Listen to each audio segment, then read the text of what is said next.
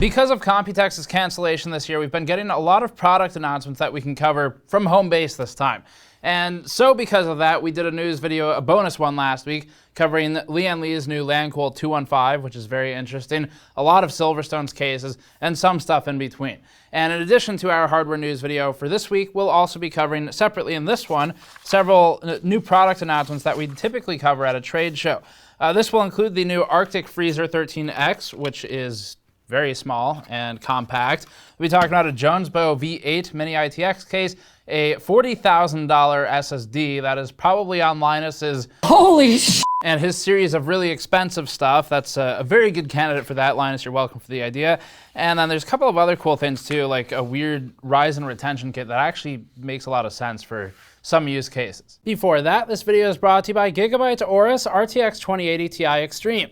The RTX 2080 Ti Extreme is built with a triple axial cooling solution and ready for anyone interested in intermediate GPU overclocking, although it's also up for gaming out of the box. The Gigabyte 2080 Ti can reach the higher performance range required to play games at frame rates at and beyond 144 FPS, coupled particularly well with games like Call of Duty Warzone, Rainbow Six Siege, and other competitive FPSs. Gigabyte's Extreme is built to be a looker for system builders going for extra visual flair. Learn more at the link in the description below. So as noted, this short news episode is entirely based on product announcements that we normally cover, whereas the normal hardware news episode for the week will cover all the industry topics and other stuff like that, hot topics, rumors, all of that going on. So first up, the Arctic Freezer A13X, or the A13X. This is in the series of Arctic Freezer coolers. They've had these before. There's the 13 prior to the A13X. And Arctic has historically positioned its freezer line to be a lower cost upgrade path, in theory, from the Intel and AMD Ryzen stock coolers.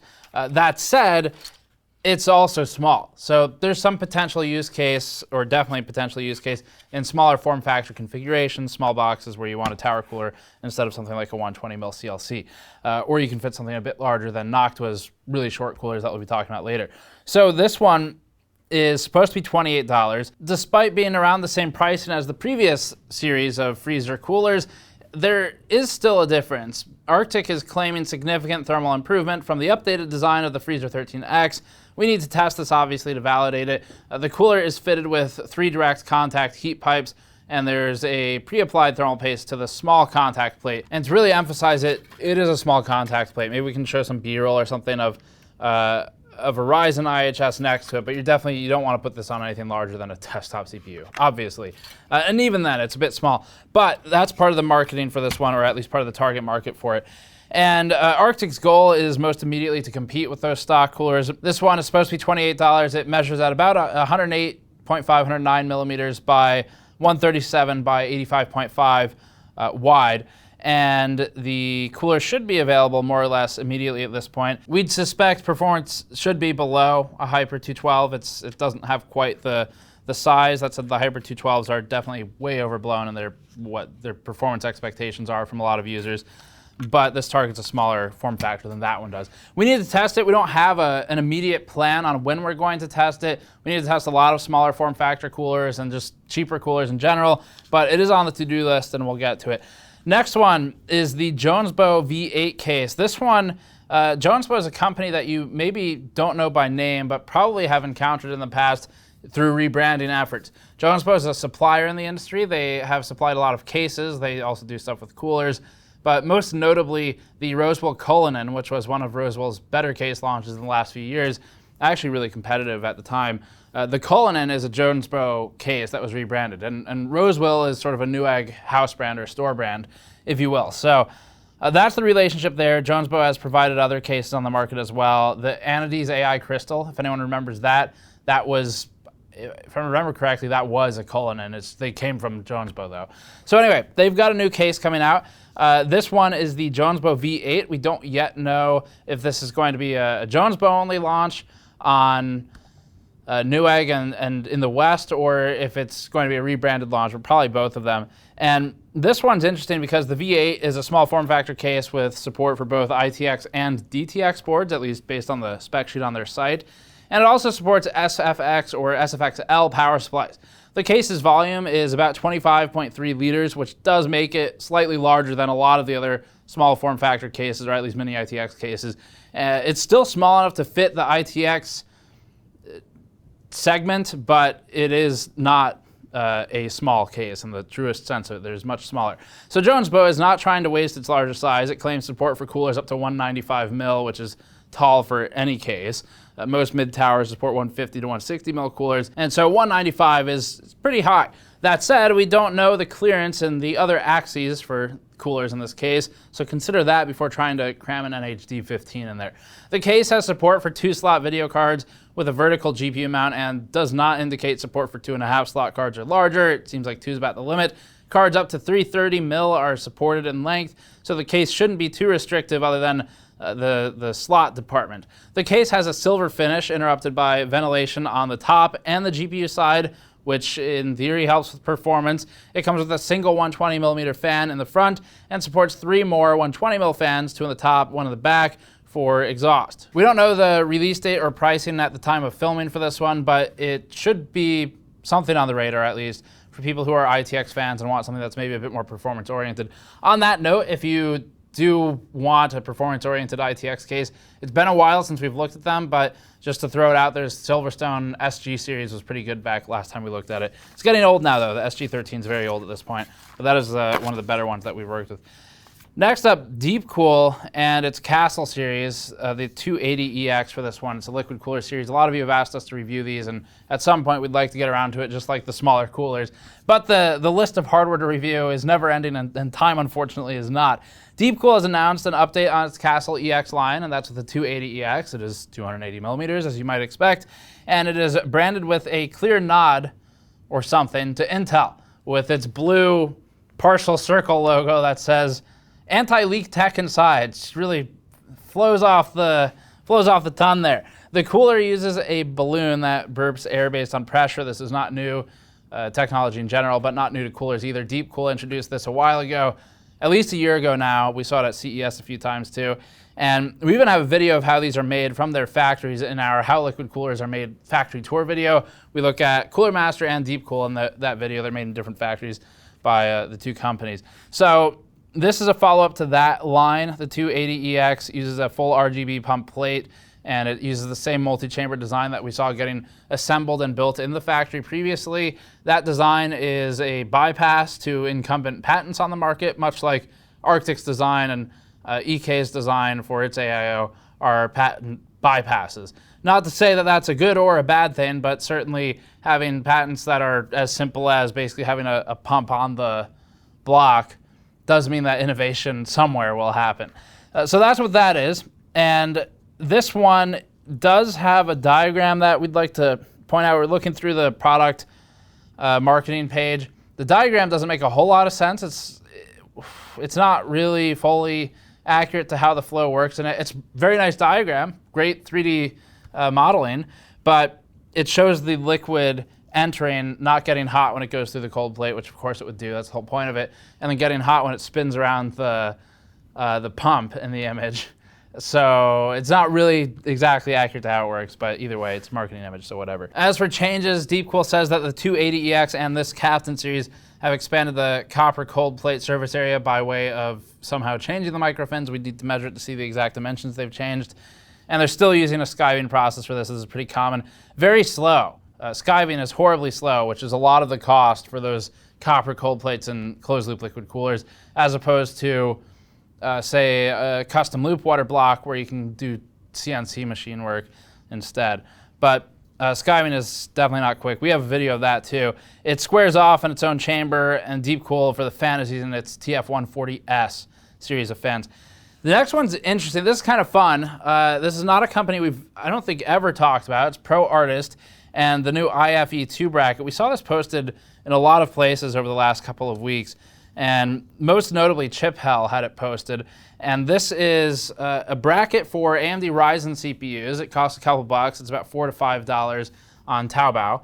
And what it does is it's compliant with a few different air coolers. It does need to be specific to the cooler because it's going with an existing mounting mechanism.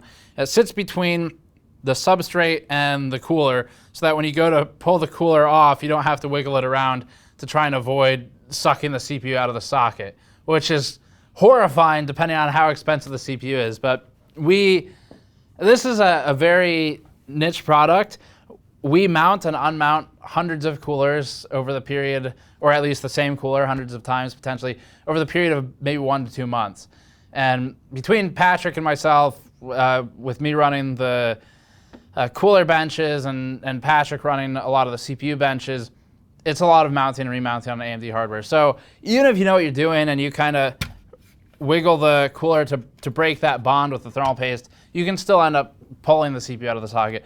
So this thing, the IFE2, is a very cheap, simple plastic bracket that sits within the mounting hardware for, say, Noctua coolers. There's at least one other one in there that they're specced for, and holds the CPU down at the substrate. It sits below the level of the IHS, so it shouldn't add any clearance issues, really, but it's also something that's such limited appeal. If you're careful with how you dismount or unmount the cooler, it does reduce the amount of waste contributed to the world by buying extra plastic to hold the CPU in place. But if you're working with mounts and unmounts a lot of Ryzen CPUs, AMD CPUs, this actually might be a useful tool for you. I would love to use it for our cooler benches, except we need to worry about really fine clearances and tolerances. Don't want to introduce a variable. Next up, Noctua and the NHL12 Ghost Edition for the S1, for the Ghost S1. Noctua has released a refresh of its small form factor centric NHL12, but now based on the popular Ghost S1 ITX case. Noctua's new cooler is appropriately named the NHL12 Ghost S1 Edition. The main alterations to the original, now discontinued NHL12 that make this version the Ghost S1 Edition are the inclusion of a single 92mm fan without the top 120mm fan that came with the original. In addition to this, Noctua updated to its SECU Firm 2, as they call it, mounting hardware. As stated, Noctua discontinued the original NHL12 and replaced it for the 70mm tall NHL12S.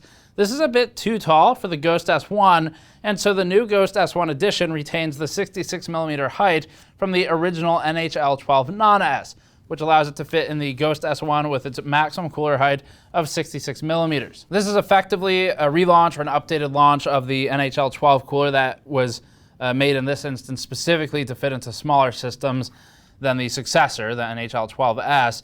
And the NHL12 is actually for sale at the time of writing this one, so it's $55 on Amazon in the US at least. That's about $5 over the NHL12S.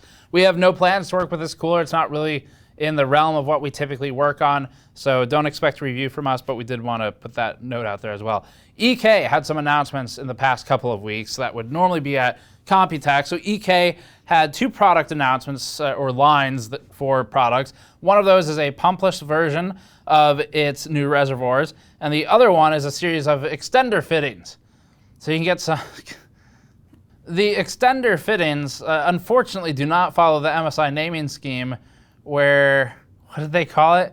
It might have just been, I think it was Extend-Z, which we called Extends when we reported on it. That was some kind of M.2 PCIe card of some kind. But this one doesn't follow that naming, fortunately or not, depending on the demonetization algorithm. So the extender fittings for custom loop water cooling were announced alongside the pumpless reservoirs, which the latter of those would be in the EK Quantum line, and that's specifically the Quantum Kinetic series of reservoirs. They are following the release of the previous PWM version of that product, so it's the same res, except they're now called the EK Quantum Kinetic TBE DDC Body DRGB, where the body aspect replaces PWM in the naming. That's the primary difference here. So to be clear, they're not entirely pump-free reservoirs. Obviously, you still need a pump somewhere in the loop, but it is not pre-integrated. You would just provide that yourself if you already have one lying around. It saves a little bit of money. These are supposed to be $130, at least on EK's site. That's what they are now. That's a $60 drop from the version that does have the pump in it. It's still the same materials and finishes, and otherwise, the second product that EK announced is its Quantum Torque series of extender fittings. So these are the EK Quantum Torque extender static fittings, by product name anyway, and all they do is extend the fittings. It's really that simple. There's 21 models of them. Managing the SKUs and inventory of water cooling fittings sounds like a nightmare of a job. There's a lot of stuff to track for very specific things and a relatively small audience, at least in the PC world. But anyway, Varying size, finish, and thread types for these. They are available in 7mm, 14mm, and 28mm variants with nickel. You can do black nickel, and you can do black finishes as well. And they are also available with FFMF or MM thread types, which should provide many options for custom loop system builders. The fittings are priced at about $4 to $7 each, depending on which one it is. Next up, Alphacool. After we worked with its 1260mm radiator in one of our streams recently, Alphacool announced its new server solution. So we're only bringing this up because the radiator sizes aren't seen in the consumer space. They're kind of interesting for that reason. Not something you'd really use if you're in our audience, generally speaking. But these server cooling solutions come as modular sets with sizes ranging from 1U to 4U. And Alphacool's claimed maximum heat dissipation obviously increases as the form factor grows. The really interesting radiators out of this set are the 1U rads. The smallest available in this set is a 120, but it's not a normal 120 size that we'd see in desktop DIY. Instead, this radiator supports 3 40mm fans. This allows it to maintain the 40mm standard height that the 1U form factor supports. This configuration can be scaled up to a 7x40mm radiator at the largest for the 1U configuration at 280mm long. The 2U form factor radiators are similarly unique with heights of 80mm. At 3U, the radiator height becomes more familiar but still uncommon, 92mm, while at 4U, the radiator height becomes a desktop standard 120mm. These are pre-filled by Alphacool for their server audience, and they include a pump res combo, they include tubing, blocks, radiators, everything that's needed. We have no experience with these, but they're kind of fun. If you're just interested in water cooling stuff, Alphacool probably has the weirdest selection, the most eclectic selection of water cooling parts that we've encountered. Recently, Patrick and I were working on developing a content piece that we're not ready with yet, but we were just scrolling through everything Alphacool had, and it's an enormous list of things. But they're available on their site. If this is the market you're in, they start at about $280. Next up, a $40,000 100TB drive from Nimbus while we're on the topic of enterprise data center type stuff. So just before filming this, we caught a story that was picked up by TechRadar recently, and we'll link them below but in our show notes, but it's techradar.com for them. And it was on their UK site. So it's about a new 100TB SSD, which is the Nimbus Exa drive. And this is a specialized high-density SSD that's targeted for server and enterprise deployments. If you're poor, you could buy the $12,500 50TB model, or if you're Linus Sebastian, you could buy the $40,000 100TB model for one of your videos. The fact that this amount of data, though, can fit into a 2.5-inch or 3.5-inch slot is what's driving the price, clearly. It's a density factor, and it's also targeted to B2B sales, so price typically always goes up with that. Nimbus has a chart on its website that advertises, quote, up to 75% fewer BTUs of cooling per terabyte than nearline hard drives, and this, if true, obviously reduces cost. And then it also says that there is a, quote, 6-to-1 reduction in space required compared to nearline hard drives. In terms of warranties, they're guaranteeing it for 5 years, warranting it with for 5 years without a limit on the bytes per day written. And last up, Corsair with RGB stuff. This time they're sticks. They're like glow sticks, except you plug them into the wall. This is the Corsair iCUE LT100 lighting towers. If you're looking for an amount of RGB that would be coma or seizure inducing to gaze upon, then Corsair is trying to cover that market. Corsair's new product is the iCUE lighting towers. They're 422 millimeters tall, and they have 46 addressable RGB LEDs each. It's a pack of 2 towers. Each tower, they're hugely versatile. You can spin them one way or the other. So it can either face forward or backwards, and then it shines the light in that direction. Wow. The name for this new technology, where it can be turned different ways and cast light upon different areas, is known as the Super Transforming Universal Plug-in Device. And we'll put that acronym up on the screen just to make it easy. But this is a $130 set of RGB towers. To be fair, this specific product doesn't exist, so they can charge whatever they want to some extent, although you could probably make one with stuff from AliExpress. But it does plug into iCUE, and it uses micro USB to USB Type A cables. That's kind of it. But if you want it, we won't judge too hard. So $130 for that one. It's just kind of caught it while we were looking around for new product announcements, and that was one of them. So that's it for this week for just the product announcements that would normally be at a trade show. And if there's any more, we'll keep covering them, but otherwise they'll just kind of morph back into the normal hardware news episodes. And we'll still have one of those that may be up by the time this one is too, with plenty of industry discussion and other news topics, rumors, things like that from last week. Thanks for watching. Subscribe for more. You can go to store.gamersnexus.net to pick up our new PC component t-shirt, or you can go to patreon.com/gamersnexus to watch our latest Patrons Ask Gen episode. We'll see you all next time.